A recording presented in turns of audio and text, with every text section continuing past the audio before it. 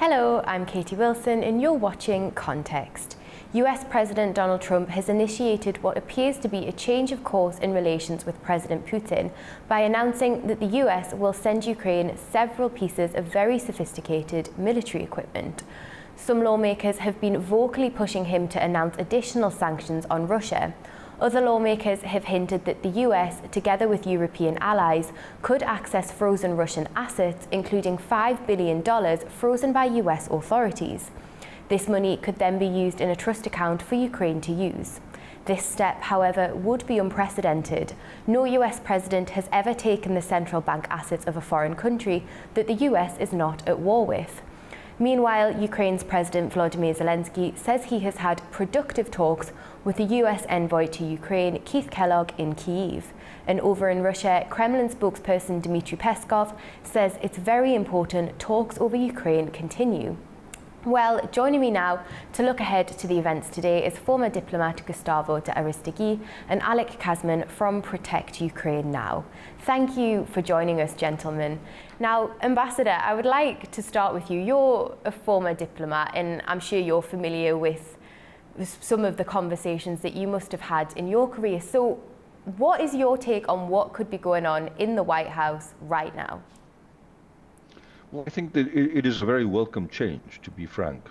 From the beginning of this administration that was skeptic, to put it mildly, with the cause of Ukraine's independence, sovereignty, and territorial integrity, to what is going on right now, I believe that this is a huge step forward. Let's say very clearly that Ukraine is not a cause, it's not just a national cause, it's a symbol. Ukraine's independence and Ukraine's victory, Ukraine's defense of its people, of its territory, is very much a symbol of what the future of Europe should be.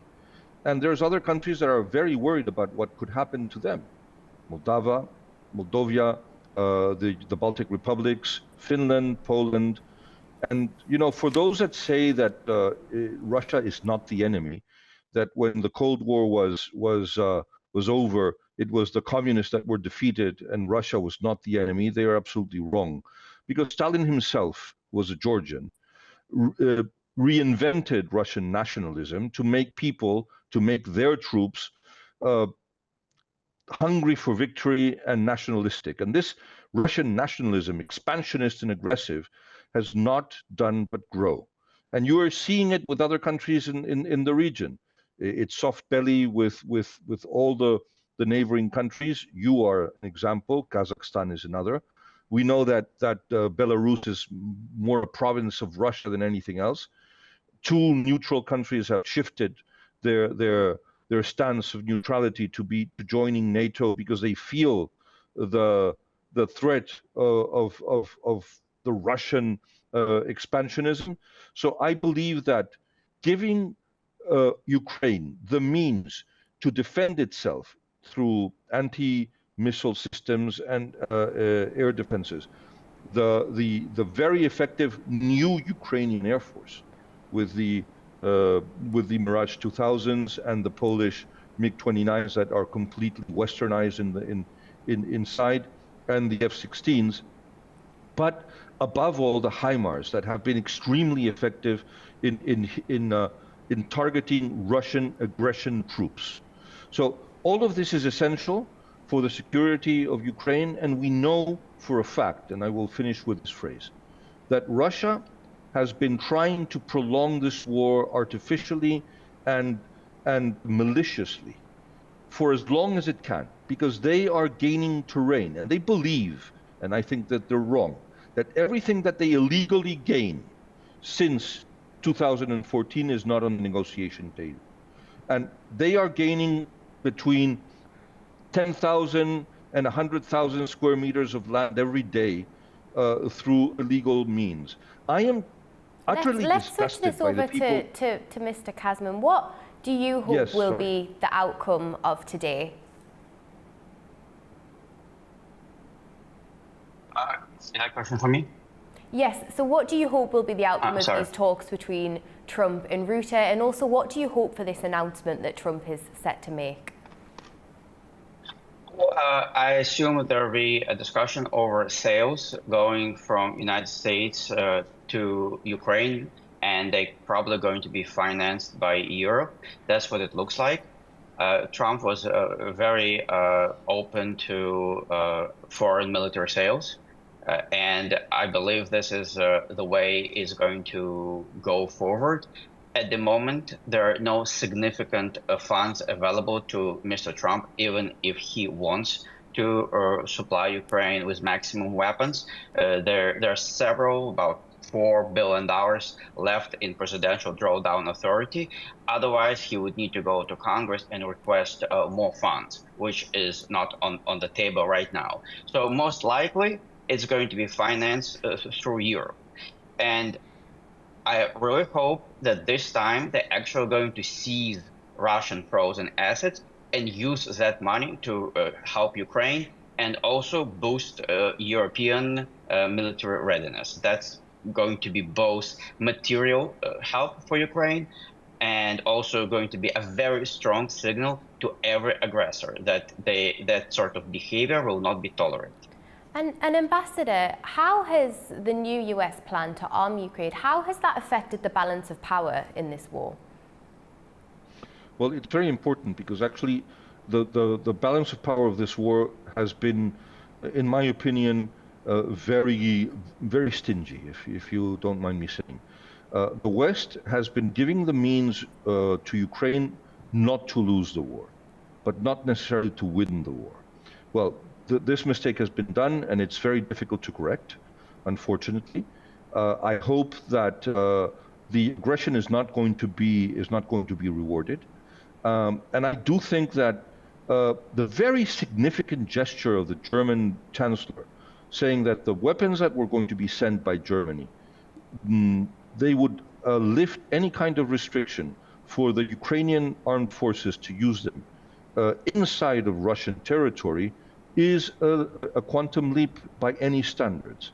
The Russians need to understand that invading and annexing illegally the land of their neighbors cannot go unpunished, cannot be for free.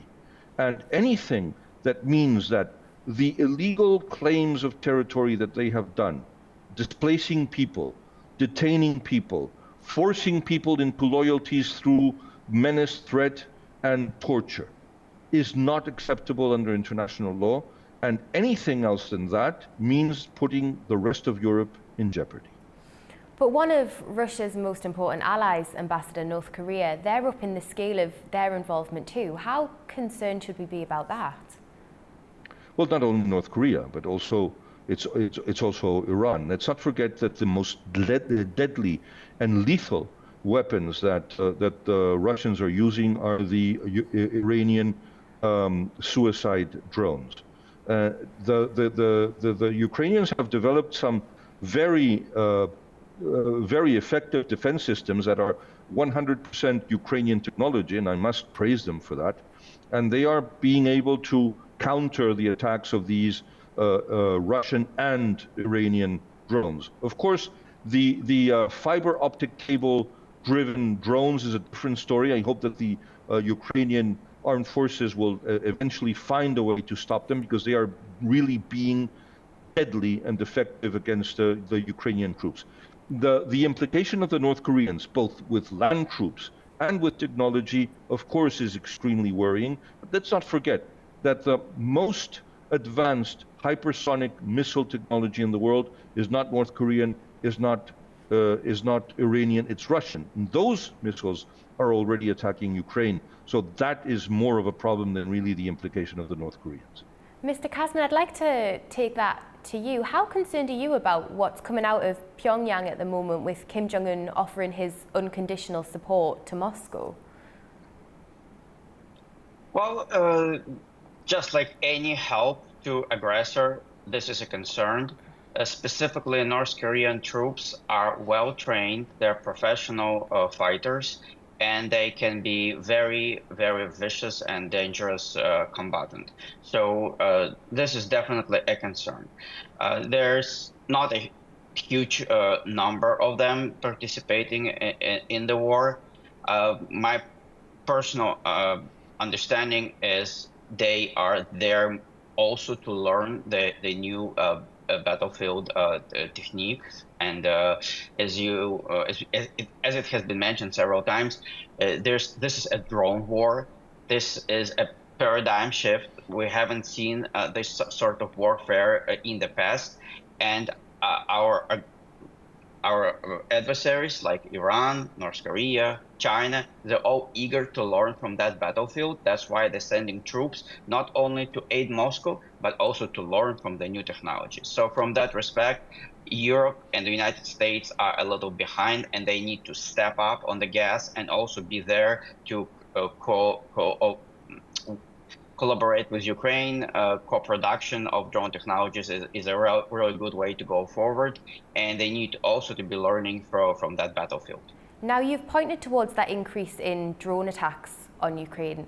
How concerned do you think Putin really is about Trump's shift in strategy and the increased weapons for Ukraine, given that he is stepping up his drone attacks?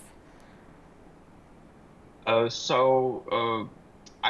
actually don't think he is too much concerned.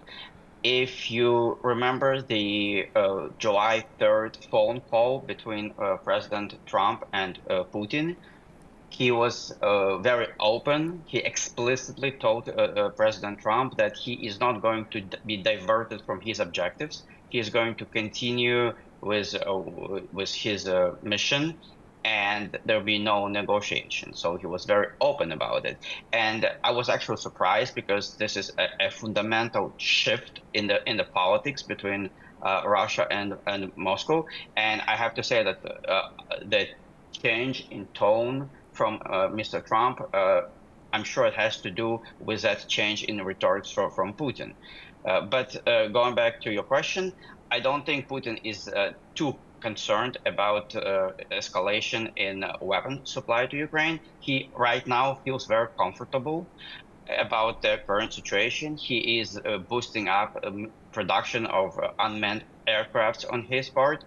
As we just talked about, he is getting help from North Korea and China, and he is bold enough to make this move against the United States. So we'll see how it goes forward. But I don't think Putin is too concerned about possible increase in weapons flow to Ukraine. Now, Ambassador, Trump is an unpredictable president. How much can Trump be trusted to be consistent in this support for Ukraine? Well, there is one thing that is predictable about President Trump, and it is the fact that he doesn't like to be fooled, he doesn't like to be treated as a fool, and he doesn't like to be played. So Putin is president, a head of state, has been in power. I mean, when he was prime minister, that doesn't even count. He was the strong man anyway. We're saying since the 31st of December of 1999. This is going to be very soon 26 years, okay? In 26 years, he has dealt with 5 presidents, some of them with 2 mandates, okay? This means that he has an experience and a capacity to fool and to play other politicians that others don't have. He has an experience that others don't have, and he has used it to the advantage of his illegal and illegitimate cause. And actually, President Trump has noticed it, and he has been very irritated by it. And now he is trying to play back, and he's trying to step back on his previous positions, and he has made it very clear. He thinks that Putin is a problem. He knows that his promises are being ridiculized and ridiculed by Putin's completely madness. I mean, mad play of geopolitics, because he really thinks that he can get away with it. And unfortunately, his entourage is even worse than he is. And in my opinion, the problem that we're facing is between the devil and the deep blue sea. Putin is the known devil. If there is a coup d'etat in Russia, God forbid, the options are even worse. And right now, what we need is that, with perhaps playing President Trump's ego, that President Trump is not going to allow President Putin to play with him, to play with the West, to play with world security, because enough is enough. And this is not a regional war. And this is what I tried to explain to my countrymen. I am appalled and I am outraged by the fact that the European right, not the extreme right, the European moderate right, and the European extreme left and hard right and hard left are both pro-Putin. And they do not understand that liberty and freedom are at risk. Do you think we're any closer to a ceasefire with these latest developments? I think that the more the West is going to pressure Putin, opening the arms flow towards Ukraine and enabling Ukraine to have more offensive capacities, not only defensive capacities, the offensive capacities, the increased offensive capacities of Ukraine may very well be the beginning of the end of this madness of the Putin regime. Now, Ambassador, you've mentioned the offensive capacities. Mr. Kazman, I'd like to put that to you. These new weapons arsenal, it might include long-range missiles capable of hitting targets deep inside Russian territory, including Moscow. How far do you believe Kiev will be willing or able to strike? Well, as you know, Kyiv already using their own long-range capabilities to strike Russian targets inside Russia, very deep into the territory. So they will not hesitate to use it as necessary. And these are very good news. Long-range capabilities are necessary to target logistical hubs, other locations where troops or command centers are located. So yes, long-range capabilities are very welcomed, and we're looking certainly forward to see more of that news in the future. And Mr. Kazman, how close do you believe we are to a ceasefire? Not very close. The only peace that is possible in this situation, and perhaps in any war, any conflict, is peace through strength. Ukraine needs more weapons. It needs to boost its own ability to defend itself. Only when their loss ratios are 1 to 10, 1 to 15 in favor of Ukraine, Russia is going to stop and reconsider their ambitions. Until Russia is physically stopped from advancing forward, there's no chance for ceasefire. As I just mentioned, Putin is very bold in his recent moves against, effectively NATO. And we need to wait a while before situation is changing.